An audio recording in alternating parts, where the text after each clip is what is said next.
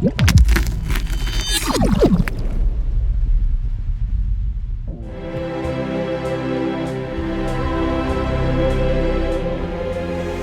Ocean Watch is dedicated to educating the world's population so they will no longer destroy the environment that supports them.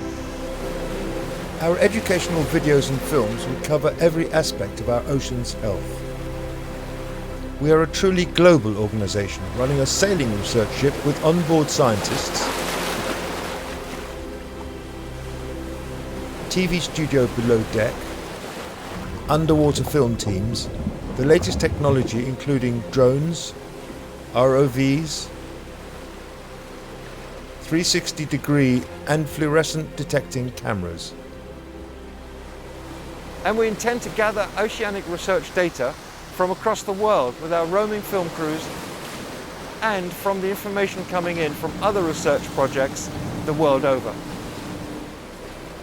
With our think tank, acting like a Rosetta Stone, we'll translate this technical information into understandable language, brainstorm the information, look for solutions, and produce educational short-form videos for postgraduate, university, high school, primary and preschool, available worldwide. This is a pilot film made up of short excerpts to illustrate the variety of subjects and the age groups that we'll target. Our Squid Squad is with the Berlin Bilingual School with their teacher, Ian Rogers, on the Weißensee, a lake in the middle of Berlin. The health of a lake like this really depends on what's called abiotic factors, things like what's in the water, how clear the water is, and things like pH, which is how acidic the water is. Now this should be okay, we'll test it in a minute, but in places like Scandinavia, a lot of their lakes, nearly all the life of them died it's in the 80s and 90s because of acid rain. Have you heard of this?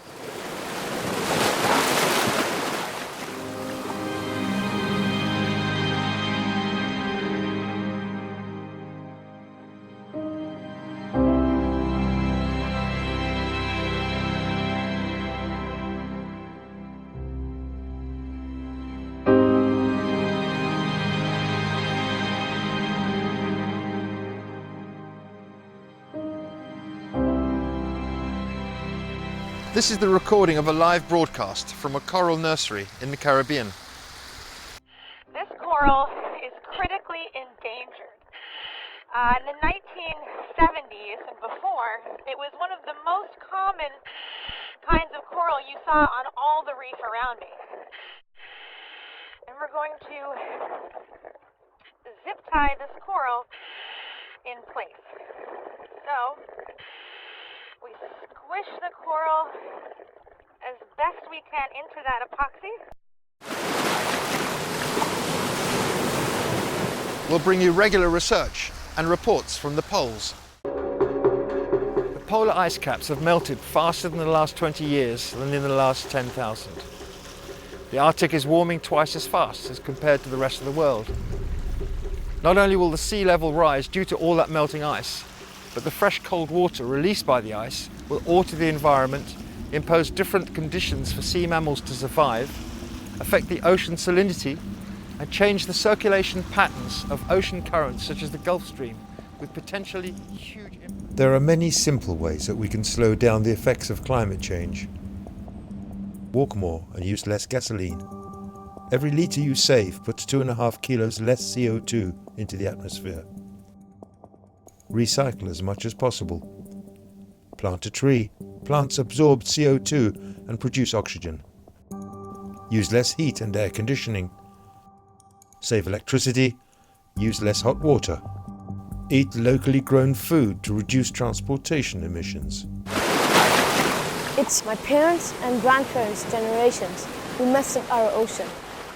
Will you fix it, or will it be down to my generation to try and put it right? We're in Setúbal in Portugal, boarding the Maravilha do Sado, which has a rather special purpose.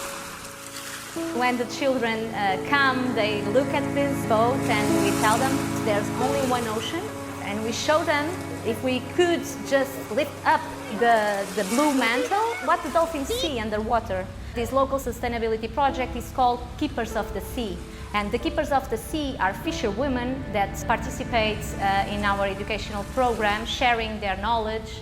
And this empowers these women in marine protection and engage them in ocean conservation because they share their knowledge about the habitats they depend upon, the seagrass meadows of the southwesterly. For the younger audience, During the summer, there's more sunlight and more nutrients in the ocean. This is the ideal combination for the small marine organisms that perform photosynthesis. These are microscopic beings that we call phytoplankton. Under ideal conditions, phytoplankton grow and reproduce so fast that true explosions of marine life take place, the so-called phytoplankton blooms.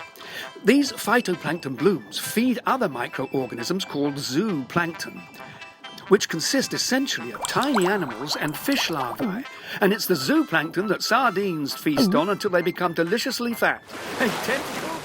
The short-form videos will vary in length depending on the subject, the audience and the viewing device.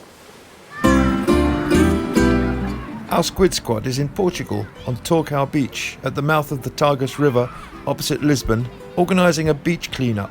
But more than that, a sorting and logging of all the plastic found. We make a little talk about what is marine litter, so they fully understand what they are doing there. In Portugal, in our beach, we find thousands of cotton bud sticks. So you are collecting all the items and identifying and record everything in sheets. Please ask your mom and dad not to buy plastic straws. It kills the fishes.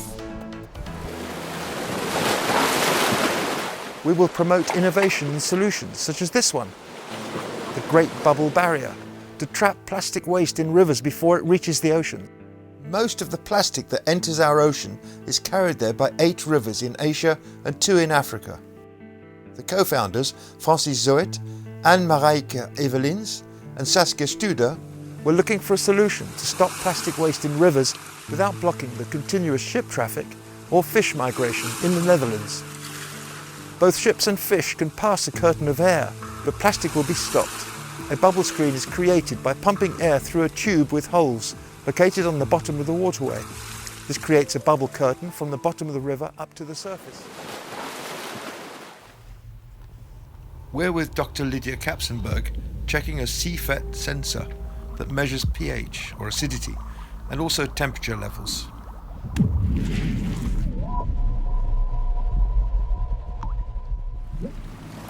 I study ocean acidification, which is an aspect of climate change. It's an artifact of having too much carbon dioxide in the atmosphere. And that carbon dioxide in the atmosphere comes from burning fossil fuels.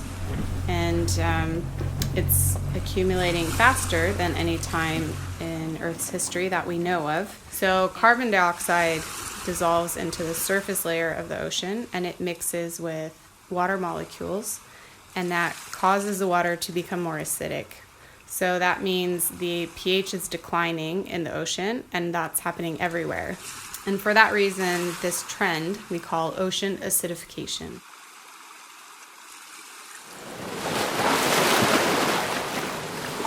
We are having here a cleanup the ocean event in the Cascais Bay with all the scuba divers, but also the community who pass by and get involved collecting garbage, not only from the sea but also from along the coastline. And our idea is to promote and raise awareness among the community, and especially with educational programs we have in schools, where we talk about the sea and the problems of the plastics and the garbage, and also about marine life and the opportunity they have to engage with nature when they do the diving, the scuba diving. So we engage about 22,000 students each year with activities regarding nature conservation, volunteering, and also taking down to the sea, get wet to engage with the animals. They understand another universe that's down there. Temos cerca de 12 toneladas de lixo aqui só em Cascais, na Bahia e na orla costeira. Com cerca de... So Cascais municipality has this kind of activities all around the year to engage community and to give them the feeling and the pleasure they live in this wonderful planet.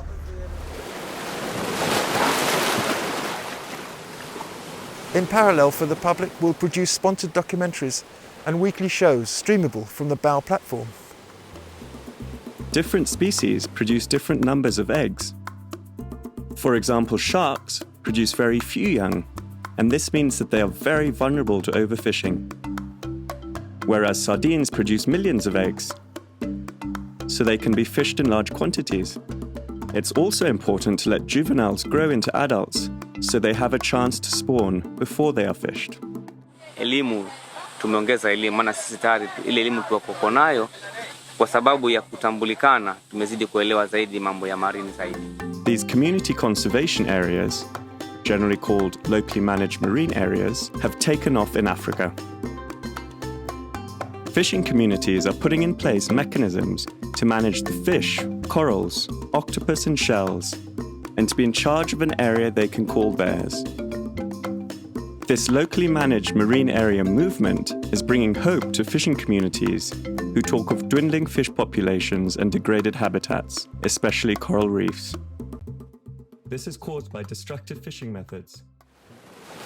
We'll feature extraordinary scientists and explorers such as François Sarano and his amazing relationship with whales.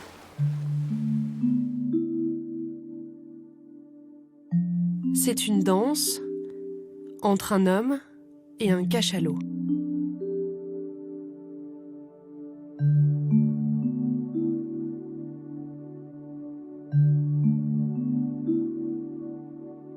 Il est venu m'apprivoiser. Un moment merveilleux où chacun, tour à tour, entraînait l'autre dans des cabrioles folles. Je tournais sur le dos, il tournait sur le dos. Il enfonçait la tête, je m'enfonçais.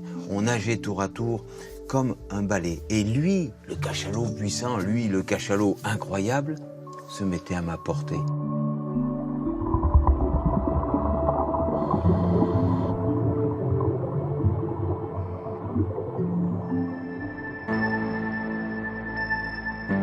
La socialisation, c'est ce moment formidable où les cachalots d'un même clan se rassemblent, se retrouvent et vont communier en se caressant les uns les autres, vont communiquer comme ça. And free diving record holder William Winran, who has a very special take on sharks. If they were psychopathic killing machines, if they really were only in the ocean to hunt us, how is it possible that someone like myself could dive freely out of the cage without any protective instruments with a great white shark? This is what we want to explore, and we want to share with you. Myself, I've been diving with sharks for more than 30 years. My first ever experience was with a tiger shark. Like most people, perhaps like many of you watching here today, I was terrified. The reason I perceived the shark in a way that left me panic was because everything I had ever read growing up and studying sharks stated that tiger sharks were, quote, known man-eaters. At no time during that encounter did the 4.5-meter shark aggress me. In fact, throughout that entire encounter, all she presented was a shy and curious predator. This was to become a defining moment in my life as an ocean explorer because it was completely opposite of everything I was told to expect. Since that time, I have dove with more than 25 different species of sharks, including most of what are considered the top predatory sharks and certainly the most feared, which is the great white shark. What I want to do for you, with you, and Blue Ocean Watch is explore our relationship to sharks, explore why we think it's okay to kill sharks so that we can recreate in the ocean. Why do we think they are lurking in the depths? We're going to look at shark attacks. We're going to break them down into the different components which most likely contributed to these unfortunate encounters between human and shark, and in the process, share with you perhaps new information on shark behavior, and information that will help you recreate more safely in the ocean and ultimately to understand the true nature of these incredibly beautiful predators. At Blue Ocean Watch, our goal is to inform and motivate as many people as possible of every age across the world not to give up hope and that it's never too late. Even our smallest actions and changes of habits have a positive impact on turning the tide of the complete destruction of our ocean, our life's blood. It's in our hands to save our species. Together, we can do it.